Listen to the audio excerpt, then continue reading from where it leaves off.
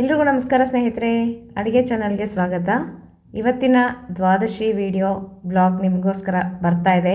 ನೋಡ್ರಿ ಇವತ್ತೇನೇನು ಅಡುಗೆ ಮಾಡಿದ್ದೆ ಅಂತ ನಿಮ್ಮ ಜೊತೆ ಶೇರ್ ಮಾಡ್ತಾ ಇದ್ದೀನಿ.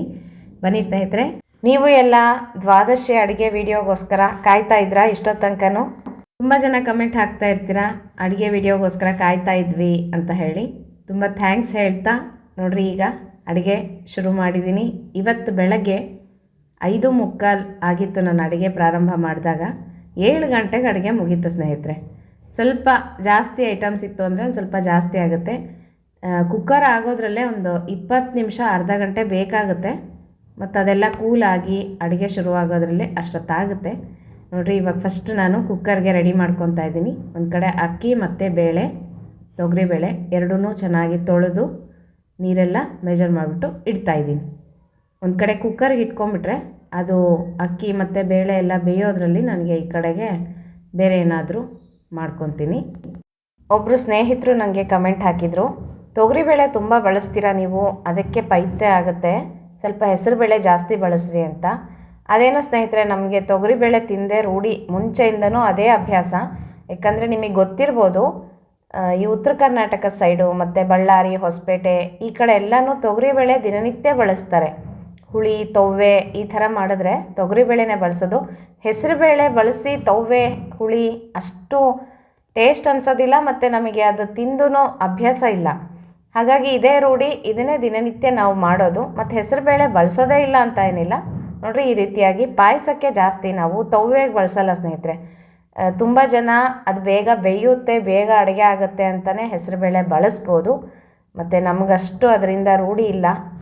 ಮತ್ತು ಮನೆಯಲ್ಲಿ ಸಹ ತಿನ್ನಬೇಕಲ್ವ, ಹೆಸರುಬೇಳೆ ತವ್ವೆ ಯಾರೂ ಇಷ್ಟಪಡಲ್ಲ, ಅದು ಅಷ್ಟೊಂದು ರುಚಿ ಇರೋದಿಲ್ಲ. ತೊಗರಿಬೇಳೆ ರುಚಿನೇ ಬೇರೆ. ಹಾಗಾಗಿ ನಾವು ತೊಗರಿಬೇಳೆನೇ ಜಾಸ್ತಿ ಬಳಸೋದು. ನಮ್ಮೂರ ಕಡೆ ಇರೋರೆಲ್ಲ ಕಮೆಂಟ್ ಮಾಡಿರಿ, ಹೌದೋ ಅಲ್ವೋ ಅಂತ ಹೇಳಿ. ಈಗ ನೋಡಿರಿ, ಒಂದು ಕಡೆ ಹೆಸರುಬೇಳೆ ಸ್ವಲ್ಪ ಬೆಚ್ಚಗೆ ಹುರ್ಕೊಂಡ್ಬಿಟ್ಟು ಬೇಯೋದಕ್ಕೆ ಇಟ್ಟಿದ್ದೀನಿ. ಅದು ಪಾಯಸಕ್ಕೆ, ನಿಮಗೆಲ್ಲ ಗೊತ್ತಿದೆ.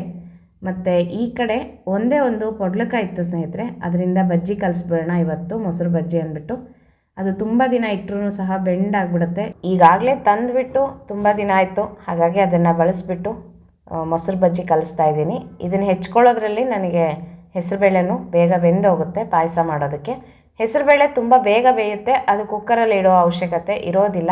ಈಗ ನೋಡಿರಿ, ಎಲ್ಲ ಪೊಡ್ಲಕಾಯಿ ಎಲ್ಲ ಹೆಚ್ಕೊಂಡಾಯಿತು. ಕೆಲವರು ಪೊಡಲಕಾಯಿ ತಿನ್ನೋದಿಲ್ಲ ಅಂತ ಹೇಳ್ತಾರೆ. ಅದು ನಾಗ ಪ್ರತಿಷ್ಠಾಪನೆ ಮಾಡಿದವರು ಆ ಥರ ತಿನ್ನೋದಿಲ್ಲ ಅಂತ ಹೇಳ್ತಾರೆ. ನಾವು ಹಾಗೇನಿಲ್ಲ ಸ್ನೇಹಿತರೆ, ತಿಂತೀವಿ. ಈಗ ನೋಡಿರಿ, ಪೊಡ್ಲಕಾಯಿ ಎಲ್ಲನೂ ಚೆನ್ನಾಗಿ ಸಣ್ಣದಾಗಿ ಹೆಚ್ಕೊಂಡಿದ್ದೀನಿ. ಅದನ್ನು ನೀರಲ್ಲಿ ಹಾಕಿ ಚೆನ್ನಾಗಿ ಬೇಯಿಸ್ಕೊಳ್ಳೋಣ. ಈಗ ಫಸ್ಟು ನಾನು ತೆಂಗಿನಕಾಯಿನ ತುರ್ಕೊಂಬಿಡ್ತೀನಿ. ಇದು ಗಂಜಿಗೆ, ಕಾಯಿ ಗಂಜಿಗೆ ನಿಮಗೆಲ್ಲ ಗೊತ್ತಿದೆ, ನಾನು ದ್ವಾದಶಿ ಮಾಡೇ ಮಾಡ್ತೀನಿ. ನನಗಂತೂ ತುಂಬ ಇಷ್ಟ. ನಾನು ಜಾಸ್ತಿ ತವ್ವೆ ಇದು ಏನು ತಿನ್ನಲ್ಲ ಸ್ನೇಹಿತರೆ, ಪಾಯಸ ತಿಂತೀನಿ ಮತ್ತು ಕಾಯಿ ಗಂಜಿನೇ ಜಾಸ್ತಿ ತಿಂತೀನಿ. ಹಾಗಾಗಿ ನಾನು ಅದನ್ನು ಮಾಡೇ ಮಾಡ್ತೀನಿ. ತವ್ವೆ ಸಾರು ಇದೆಲ್ಲ ದಿನನಿತ್ಯ ಇದ್ದೇ ಇರುತ್ತೆ. ಸಾರಂತೂ ತಿಂತೀನಿ, ತವ್ವೆ ಸ್ವಲ್ಪ ಕಡಿಮೆನೇ ನಾನು ದ್ವಾದಶಿ ತಿನ್ನೋದು.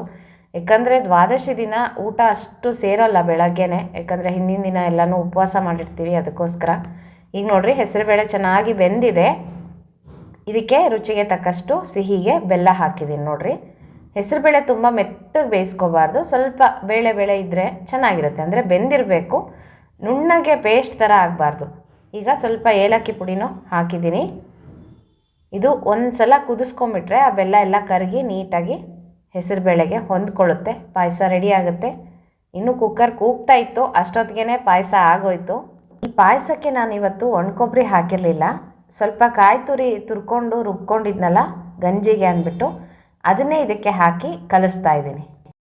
ತೆಂಗಿನಕಾಯಿ ತುರಿ ರುಬ್ಬಿ ಹಾಕಿ ಸಹ ಹೆಸರುಬೇಳೆ ಪಾಯಸ ಮಾಡ್ತಾರೆ, ಅದು ಒಳ್ಳೆ ಟೇಸ್ಟ್ ಇರುತ್ತೆ. ನೋಡಿರಿ, ಹೆಸರುಬೇಳೆ ಚೆನ್ನಾಗಿ ಕುದೀತಾ ಇದೆ, ಬೆಲ್ಲನೂ ಸಹ ಕರಗ್ತಾ ಇದೆ. ಇನ್ನು ಸ್ವಲ್ಪ ಕುದಿಸ್ಕೊಂಡ್ರೆ ಪಾಯಸ ರೆಡಿ ಆಗುತ್ತೆ. ಇದನ್ನು ಇಳಿಸ್ಕೊಂಬಿಟ್ಟು ಮತ್ತೆ ಈ ಕಡೆ ನೋಡಿರಿ, ಕುಕ್ಕರ್ ಸಹ ಆಗಿದೆ. ಪಡವಲಕಾಯಿನ ಬೇಯೋದಕ್ಕೆ ಇಟ್ಟಿದ್ದೀನಿ. ಅದೊಂದು ಸ್ವಲ್ಪ ನೀರು ಹಾಕಿ ಬೇಯಿಸ್ಕೋಬೇಕು, ಮೆತ್ತಗೆ ಚೆನ್ನಾಗಿ ಬೇಯುತ್ತೆ. ನೋಡಿರಿ, ನೀರೆಲ್ಲ ಚೆನ್ನಾಗಿ ಇಂಗಿದೆ, ಇದರಲ್ಲಿ ನೀರಿನ ಅಂಶ ಇಲ್ಲ. ಈಗ ಈ ಪಡವಲಕಾಯಿ ಎಲ್ಲನೂ ಚೆನ್ನಾಗಿ ಬೆಂದಿದೆ. ಇದನ್ನು ಒಂದು ಬಟ್ಲಿಗೆ ತೆಕ್ಕೊಂಡ್ಬಿಡ್ತೀನಿ. ಸ್ವಲ್ಪ ಕಾಯಿ ತುರಿ ತುರಿದು ಇಟ್ಕೊಂಡಿದ್ದೀನಿ ಮೊಸರು ಬಜ್ಜಿಗೆ ಅಂದ್ಬಿಟ್ಟು. ಇದು ಸ್ವಲ್ಪ ಮೊಸರು ಬಜ್ಜಿ ಕಾಯಿ ತುರಿ ಹಾಕಿದರೆ ಚೆನ್ನಾಗಿರುತ್ತೆ. ಇದಕ್ಕೆ ನಾನು ಈ ಪಡವಲಕಾಯಿ ಎಲ್ಲನೂ ತೆಕ್ಕೊಂಡ್ಬಿಡ್ತೀನಿ. ಈಗ ಇದೇ ಬಾಣಲೆಯಲ್ಲೇ ಸ್ವಲ್ಪ ಒಗ್ಗರಣೆಯನ್ನು ಮಾಡ್ಕೊತೀನಿ. ಇದು ಮೊಸರು ಬಜ್ಜಿಗೆ ಒಗ್ಗರಣೆ ಮಾಡಿ ತೆಗೆದುಬಿಟ್ಟು ಆಮೇಲೆ ಅಡುಗೆಗೆ ಸಪ್ರೇಟಾಗಿ ಬೇರೆ ಮಾಡ್ತೀನಿ. ಸ್ವಲ್ಪ ಸಾಸಿವೆ, ಜೀರಿಗೆ, ಕಡಲೆಬೇಳೆ, ಉದ್ದಿನಬೇಳೆ, ಸ್ವಲ್ಪ ಅರಿಶಿನ ಪುಡಿ, ಒಣಮೆಣಸಿನ್ಕಾಯಿ, ಕರಿಬೇವಿನ ಸೊಪ್ಪು, ಇಂಗು ಹಾಕಿಬಿಟ್ಟು ಒಗ್ಗರಣೆಯನ್ನು ರೆಡಿ ಮಾಡ್ತಾಯಿದ್ದೀನಿ. ನಾವು ಮೊಸರು ಬಜ್ಜಿ ಚಟ್ನಿ ಈ ಥರದ್ದು ಮಾಡಿದಾಗ ಕಡಲೆಬೇಳೆ, ಉದ್ದಿನಬೇಳೆ ಹಾಕಿದ್ರೆ ಚಟ್ನಿಗೆ ತುಂಬ ರುಚಿ ಇರುತ್ತೆ. ಸ್ವಲ್ಪ ಮಧ್ಯದಲ್ಲಿ ಸಿಗ್ತಾ ಇರುತ್ತಲ್ವ ಕುಟುಂಬ ಅಂತ, ತುಂಬ ಟೇಸ್ಟ್ ಇರುತ್ತೆ. ಈ ಕಡೆಗೆ ನೋಡಿರಿ, ಈಗ ಗಂಜಿ ಮಾಡಲಿಕ್ಕೆ ಇಟ್ಕೊಂಡಿದ್ದೀನಿ. ಒಂದು 2 ಸೌಟಾಗಷ್ಟು ಅನ್ನ ತೆಕ್ಕೊಂಡು ಸ್ವಲ್ಪ ನೀರು ಹಾಕಿ ಚೆನ್ನಾಗಿ ಮೆತ್ತಗೆ ಮಾಡಿಕೊಂಡೆ. ಇದಕ್ಕೆ ರುಬ್ಬಿರುವಂಥ ಕಾಯಿನ ಹಾಕ್ತಾಯಿದ್ದೀನಿ.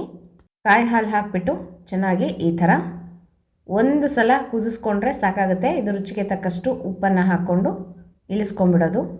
ಗಂಜಿ ಮಾಡೋದು ತುಂಬ ಈಸಿ, ತುಂಬ ಟೇಸ್ಟಾಗೂ ಇರುತ್ತೆ, ತುಂಬ ರುಚಿ ಇರುತ್ತೆ, ಹೊಟ್ಟೆನೂ ತುಂಬುತ್ತೆ, ಆರೋಗ್ಯಕ್ಕೂ ತುಂಬ ಒಳ್ಳೆಯದು ಕಾಯಿ ಗಂಜಿ. ಹಾಗಾಗಿ ನಾನು ದ್ವಾದಶಿ ದಿನ ಮಾತ್ರ ಮಿಸ್ ಮಾಡೋದಿಲ್ಲ, ಗಂಜಿ ಮಾಡೇ ಮಾಡ್ತೀನಿ. ಈ ಕಡೆ ಗಂಜಿನೂ ಸಹ ಚೆನ್ನಾಗಿ ಕುದೀತಾ ಇದೆ. ಈ ಕಡೆಗೆ ತಿರ್ಗಾ ಒಗ್ಗರಣೆ ಮಾಡ್ಕೊಂಡಿದ್ದೀನಿ. ಸ್ವಲ್ಪ ಸಾಸಿವೆ, ಜೀರಿಗೆ ಹಾಕಿ ಹಿಂಗೆ ಹಾಕಿದ್ದೀನಿ. ಇದು ಒಂದು ಸ್ವಲ್ಪ ನಾವು ಸಾರಿಗೆ ತೆಕ್ಕೊಂಡ್ಬಿಟ್ಟು ಮಿಕ್ಕಿದ ಒಗ್ಗರಣೆಯಲ್ಲಿ ಹಾಗೆ ನಾನು ತವ್ವೆಯನ್ನು ಮಾಡ್ಕೊಂಡ್ಬಿಡ್ತೀನಿ. ಈಗ ನೋಡ್ತಾ ಇದ್ದೀರಲ್ಲ, ಒಗ್ಗರಣೆ ಸಹ ಆಗ್ತಾ ಇದೆ. ಸಾಸಿವೆ, ಜೀರಿಗೆ ಎಲ್ಲ ಚೆನ್ನಾಗಿ ಸಿಡಿದ ಮೇಲೆ ಇದನ್ನು ಸ್ವಲ್ಪ ಸಾರಿಗೆ ತೆಕ್ಕೊಂಡ್ಬಿಟ್ಟು ಒಗ್ಗರಣೆನ ಈ ಒಗ್ಗರಣೆಯಲ್ಲಿನೇ ಹಸಿಮೆಣ್ಸಿನ್ಕಾಯಿನ ಹೆಚ್ಚಿಟ್ಕೊಂಡಿದ್ದೆ ಅದನ್ನು ಹಾಕ್ತಾಯಿದ್ದೀನಿ. ಇವತ್ತು ಹಸಿಮೆಣ್ಸಿನ್ಕಾಯಿನ ರುಬ್ಕೊಂಡಿಲ್ಲ ಸ್ನೇಹಿತರೆ, ಹಾಗೆ ಮಾಡ್ತಾಯಿದ್ದೀನಿ. ಒಂದೊಂದು ಸಲ ರುಬ್ತೀನಿ, ಒಂದೊಂದು ಸಲ ರುಬ್ಬೋದಿಲ್ಲ, ಟೈಮ್ ನೋಡ್ಕೊತೀನಿ. ಅರ್ಜೆಂಟ್ ಆಗಿತ್ತು ಅಂದರೆ ಹಾಗೆ ಹಾಕ್ಬಿಡ್ತೀನಿ, ಇಲ್ಲಾಂದರೆ ಅದನ್ನೆಲ್ಲ ಹುರ್ಕೊಂಡು ರುಬ್ಬಬೇಕಾಗುತ್ತೆ, ಸಮಯ ಜಾಸ್ತಿ ಹಿಡಿಯುತ್ತೆ. ಅದಕ್ಕೋಸ್ಕರ ಈಗ ನೋಡಿರಿ, ಹಸಿಮೆಣ್ಸಿನ್ಕಾಯಿ ಎಣ್ಣೆಲಿ ಹಾಕಿ ಸ್ವಲ್ಪ ಫ್ರೈ ಮಾಡಿಕೊಂಡು ಅದಕ್ಕೆ ನಾನು ದಂಟಿನ ಸೊಪ್ಪನ್ನು ಹಾಕಿದ್ದೀನಿ. ಇವತ್ತು ದಂಟಿನ ಸೊಪ್ಪಿನ ತವ್ವೆ ಮಾಡಿದ್ದೆ. ಈ ಕಡೆಗೆ ಸಾರಿಗೆ ಇಟ್ಟಿದ್ದೀನಿ. ಗಂಜಿ ಸಹ ಆಯಿತು. ಇನ್ನೂ ಎಲ್ಲ ಅಡುಗೆ ಆದ ಹಾಗೇ ಈಗ ಸಾರು ತವ್ವೆ ಆಯಿತು ಅಂದರೆ ಅಡುಗೆ ಕಂಪ್ಲೀಟ್ ಆದಾಗೆ. ಸಾರು ತವ್ವೆ ಏನು ಬೇಗ ಆಗಿಬಿಡುತ್ತೆ ಸ್ನೇಹಿತರೆ. ಬೇಳೆ ಒಂದು ಚೆನ್ನಾಗಿ ಬೆಂದಿತ್ತು ಅಂದರೆ ಬೇಗ ಆಗುತ್ತೆ. ಸೊಪ್ಪು ಸ್ವಲ್ಪ ಚೆನ್ನಾಗಿ ಬಾಡಿಸ್ಕೋಬೇಕು, ಎಣ್ಣೆಯಲ್ಲಿ ಸೊಪ್ಪನ್ನು ಫ್ರೈ ಮಾಡ್ಕೋಬೇಕು, ಆವಾಗಲೇ ತವ್ವೆ ರುಚಿಯಾಗಿರುತ್ತೆ. ಈಗ ನೋಡಿರಿ, ಸಾರಿಗೆ ಸಾರಿನ ಪುಡಿ ಹಾಕ್ತಾಯಿದ್ದೀನಿ. ಸಾರಿನ ಪುಡಿ ಫುಲ್ ಖಾಲಿ ಆಯಿತು ಇವತ್ತು. ನೋಡಬೇಕು ಸ್ನೇಹಿತರೆ, ನಾಳೆ ಮಾಡೋಣ ಅಂತ ಅಂದ್ಕೊಂಡಿದ್ದೀನಿ. ಸಾರಿನ ಪುಡಿ ರೆಸಿಪಿ ತುಂಬ ಸಲ ಹಾಕಿದ್ದೀನಿ, ಹುಳಿ ಪುಡಿ, ಸಾರಿನ ಪುಡಿ ಎಲ್ಲನೂ ಹಾಕಿದ್ದೀನಿ. ನೋಡಿಕೊಳ್ರಿ, ಚೆಕ್ ಮಾಡಿಕೊಳ್ರಿ, ಸಿಗುತ್ತೆ. ಈಗ ನೋಡಿರಿ, ಈ ಕಡೆ ಸೊಪ್ಪು ಸಹ ಚೆನ್ನಾಗಿ ಫ್ರೈ ಆಗಿದೆ. ಅದಕ್ಕೆ ನಾನು ತೊಗರಿಬೇಳೆನ ಹಾಕಿದ್ದೀನಿ. ಒಂದು ಸಲ ಕುದಿ ಬರಬೇಕು. ಕುದಿ ಬಂದ ತಕ್ಷಣ ಇದನ್ನು ಚೆನ್ನಾಗಿ ಕಡಿದ್ಬಿಟ್ಟು ತವ್ವೆನ ರೆಡಿ ಮಾಡ್ಕೊತೀನಿ. ಈಗ ರುಚಿಗೆ ತಕ್ಕಷ್ಟು ಉಪ್ಪು ಮತ್ತು ಸಾರಿಗೆ ಬೆಲ್ಲ ಹಾಕಿದ್ದೀನಿ. ಸಾರಿನ ಪುಡಿ ಮಾಡೋದು ತುಂಬ ಈಸಿ, ತುಂಬ ಬೇಗನೆ ಆಗುತ್ತೆ. ನೋಡ್ತೀನಿ, ನಾಳೆ ಬೆಳಗ್ಗೆ ಅಡುಗೆ ಮಾಡೋ ಅಷ್ಟೊತ್ತಿಗೆ ಫಸ್ಟ್ ಸಾರಿನ ಪುಡಿ ಮಾಡ್ಕೊಂಡ್ಬಿಟ್ಟು ಆಮೇಲೆ ಅಡುಗೆ ಮಾಡ್ತೀನಂತೆ. ನನಗೆ ಸಮಯ ಆದಾಗ ಮಾಡಿಬಿಡ್ತೀನಿ ಸ್ನೇಹಿತರೆ. ಬೆಳಗ್ಗೆ ಟೈಮ್ ಇತ್ತು ಅಂದರೆ ಬೆಳಗ್ಗೆ ಮಾಡ್ಕೊಂಡ್ಬಿಡ್ತೀನಿ, ಪುಡಿಗಳೇನಾದರೂ ಬೇಕಾಗಿದ್ದರೆ. ಇಲ್ಲಾಂದರೆ ಸಂಜೆ ಮಾಡ್ತೀನಿ. ಇನ್ನು ಹಬ್ಬ ಬೇರೆ ಬಂತಲ್ವ, ಹಬ್ಬದ ಕೆಲಸನೂ ತುಂಬ ಇದೆ ಸ್ನೇಹಿತರೆ. ಮನೆಯಲ್ಲಿ ನೆನ್ನೆ ಎಲ್ಲ ಒಂದು ಸ್ವಲ್ಪ ಕ್ಲೀನಿಂಗ್ ಎಲ್ಲ ಮಾಡ್ಕೊಂಡ್ವಿ, ಸಂಡೇ ಅಂತ ಹೇಳ್ಬಿಟ್ಟು. ಮತ್ತು ಏಕಾದಶಿ ಇತ್ತಲ್ವ, ಅಡುಗೆ ಕೆಲಸ ಇರಲ್ಲ. ಹಾಗಾಗಿ ನೆನ್ನೆ ಸ್ವಲ್ಪ ಕ್ಲೀನಿಂಗ್ ಎಲ್ಲ ಆಯಿತು. ಇನ್ನು ಹಬ್ಬಕ್ಕೆ ತಂದ್ಕೊಳ್ಳೋದು ಇದೆಲ್ಲ ಕೆಲಸ ಇದ್ದೇ ಇರುತ್ತೆ. ಮಧ್ಯದಲ್ಲಿ ವೀಡಿಯೋಸ್ ಹಾಕೋ ಕೆಲಸ ಒಂದು, ಹಾಗಾಗಿ ಬಿಡು ಸಿಗ್ತಾ ಇಲ್ಲ ಸ್ನೇಹಿತರೆ. ನನಗೆ ಏನು ಕೆಲಸ ಮಾಡ್ಕೊಳ್ಳೋದಕ್ಕೂ ಎಕ್ಸ್ಟ್ರಾ ಕೆಲಸಗಳಿಗೆ ಸಮಯನೇ ನನಗೆ ಸಿಗ್ತಾ ಇಲ್ಲ, ಹಾಗಾಗಿದೆ. ಈಗ ನೋಡಿರಿ, ತವ್ವೆಗೆ ಹುಳಿ ಪುಡಿ ಹಾಕಿದೆ ಮತ್ತು ಒಂದು ಸ್ವಲ್ಪ ಹುಣಸೆ ಹಣ್ಣು ಸಹ ಹಿಂಡಿದ್ದೀನಿ. ಆಯ್ತು, ಇದಕ್ಕೆ ಖಾರ, ಉಪ್ಪು ಎಲ್ಲ ಹಾಕಿದ್ದಾಯಿತು. ಒಂದು ಸಲ ಚೆನ್ನಾಗಿ ಕುದಿಸ್ಕೊಂಬಿಟ್ರೆ ಸ್ವಲ್ಪ ಗಟ್ಟಿ ಬರುತ್ತೆ. ಹುಳಿ ಪುಡಿ ಹಾಕಿದ್ಮೇಲೆ ಸ್ವಲ್ಪ ಗಟ್ಟಿ ಆಗುತ್ತೆ ತವ್ವೆ. ತುಂಬ ರುಚಿ ಇರುತ್ತೆ ಸ್ನೇಹಿತರೆ. ದಂಟಿನ ಸೊಪ್ಪಿನ ತವ್ವೆ ಮಾತ್ರ ಡಿಫ್ರೆಂಟ್ ಟೇಸ್ಟ್ ಇರುತ್ತೆ. ಪಾಲಕ್ ಒಂಥರ ಇರುತ್ತೆ, ಮೆಂತ್ಯ ಸೊಪ್ಪಿಂದು ಒಂಥರ ಇರುತ್ತೆ. ಬೇರೆ ಟೇಸ್ಟ್ ಕೊಡುತ್ತೆ. ಒಂದೊಂದು ಸೊಪ್ಪು ಒಂದೊಂದು ಥರ ಟೇಸ್ಟ್ ಇರುತ್ತೆ ಅಲ್ವಾ. ಹಾಗಾಗಿ ನಮ್ಮ ಕಡೆ ಎಲ್ಲ, ನಮ್ಮೂರಲ್ಲಿ ದಂಟಿನ ಸೊಪ್ಪು ಅಂದರೆ ಅಲ್ಲಿ ರಾಜಗಿರಿ ಪಲ್ಯ ಅಂತ ಸಿಗುತ್ತೆ. ರಾಜಗಿರಿ ಪಲ್ಯ ತುಂಬ ರುಚಿ ಇರುತ್ತೆ ಅದು. ಇಲ್ಲಿ ಸ್ವಲ್ಪ ದಂಟು ದಪ್ಪ ಇರುತ್ತೆ, ಹಾಗಾಗಿ ಅದನ್ನು ದಂಟಿನ ಸೊಪ್ಪು ಅಂತಾರೆ. ಇವತ್ತಿನ ಅಡುಗೆ ನೋಡ್ರಿ ಸ್ನೇಹಿತರೆ, ಹೆಸರುಬೇಳೆ ಪಾಯಸ, ಸ್ವಲ್ಪ ಚಿತ್ರಾನ್ನ ಕಲಿಸಿದ್ದೆ, ಮತ್ತು ಮೊಸರು ಬಜ್ಜಿ, ಅನ್ನ, ಸಾರು, ಗಂಜಿ, ತವ್ವೆ. ಇವತ್ತು ಗಂಜಿಗೆ ಒಗ್ಗರಣೆ ಕೊಡೋದೇ ಮರ್ತೋಗ್ಬಿಟ್ಟಿದೆ ಸ್ನೇಹಿತರೆ. ಜೀರಿಗೆ ಒಗ್ಗರಣೆ ತುಪ್ಪದಲ್ಲಿ ಕೊಡಬೇಕಾಗಿತ್ತು, ಮರ್ತುಬಿಟ್ಟಿದ್ದೆ. ಇರಲೇ ಬಿಡು ಅಂದರು ಮನೆಯಲ್ಲಿ, ಹಾಗಾಗಿ ಸುಮ್ಮನೆ ಆಗ್ಬಿಟ್ಟೆ. ಒಂದ್ಸಲ ಲೇಟ್ ಆದಾಗ ಗಡಿಬಿಡಿ ಆಗಿಬಿಡುತ್ತೆ. ಏನು ಮಾಡಿದ್ದೀವಿ ಅಂತಲೇ ಗೊತ್ತಾಗೋದಿಲ್ಲ.